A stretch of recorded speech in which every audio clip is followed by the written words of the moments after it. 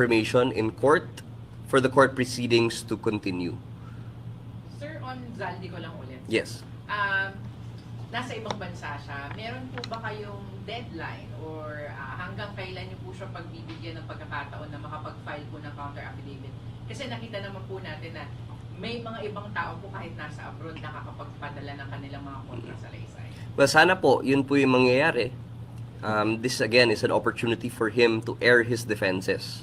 So, I will have to check whether the periods have lapsed.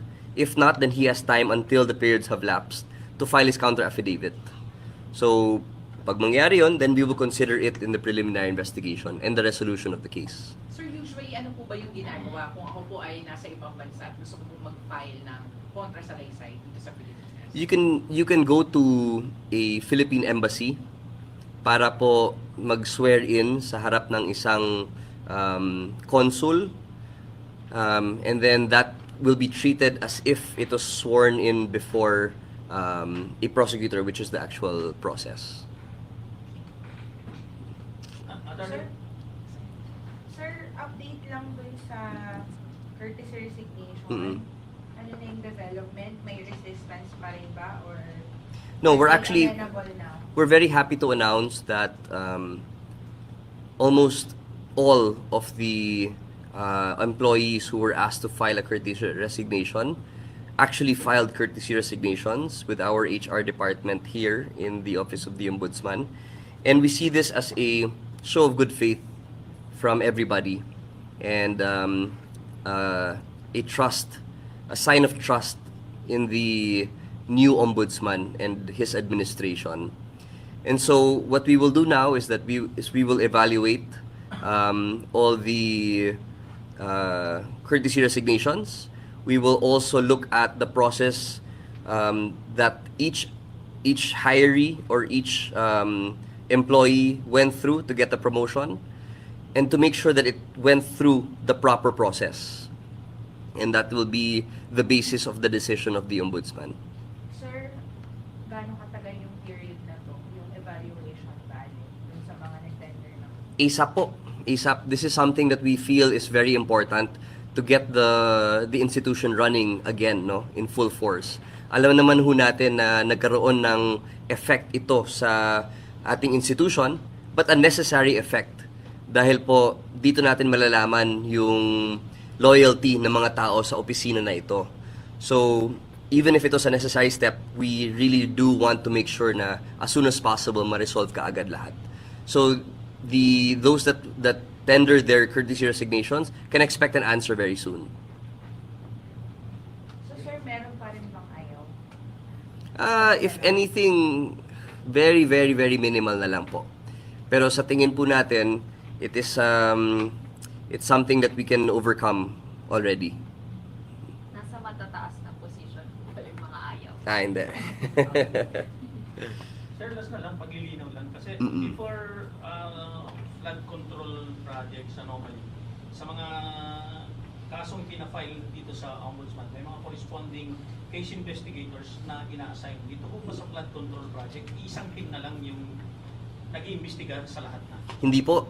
Talagang nag-designate po tayo ng maraming investigators at maraming PI officers para sikasuhin yung mga kaso related dito sa flood control.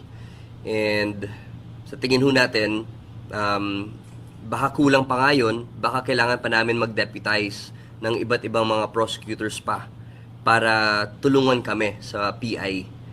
So, sa pag-aral namin ng time and motion study, it seems as though if cases continue to be filed here in the Office of the Ombudsman, that we may have to exercise one of the powers of the Ombudsman to deputize other government lawyers para tulungan din kami dito.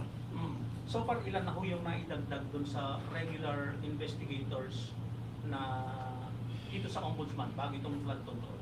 At ilan pa yung kailangan kung maglalagay pa? Well, there was one FIO, so there were about 15 investigators involved initially. And then last week, the Ombudsman designated another 15, so dumoble po to 30. no? Dahil dalawang team na po 'yon, to be dedicated or at least play an active role dito sa flood control issue. But as the cases come in, we will have to determine and identify kung ilan pa ang kailangan namin, investigators and PI officers alike. Galing po sila sa mga lower court, sir? Or saan po sila galing? Dito rin sa Ombudsman or? Dito po sa Ombudsman, kasi meron po tayong fact-finding na ginagawa ng field investigation offices. Di ba po? So, yun po yung unang na-designate.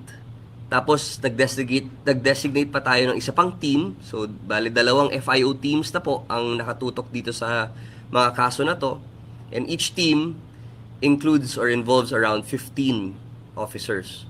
So, 15 was initially designated under one team, and then another 15 because another FIO team was designated. Marami pang mga darating mga kailangan. Mga ilang tayong kailangan, sir? Tingnan muna natin. As of right now, kaya pa naman.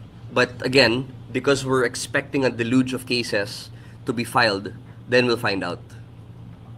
Sir, yung sa salain lang ulit, would you say na yung 20 years na prescriptive and yung virtually forever, ang nag-push po nun is yung flood control anomalies? No, I don't think so. I think it's really just a policy that the Ombudsman wants to implement, given that there is a clamor for transparency. And even without the flood control issue, I think transparency is a best practice internationally that we are just catching up to. Okay? Thank you. So, enjoy your new room. Sir, pag may mesa na, Yung room with magkakamesa na ba, Wi-Fi, sir? sir? Ilipat na. Oh, lipat ko na lang yung wifi nyo. Pero sir, magkakamesa ba kami? So, Yeah, oo, actually. o ililink kami na lang muna. Itong, we'll leave some, here, we'll leave some chairs here. Para paglabas nyo. Pero inside, we'll also have working stations.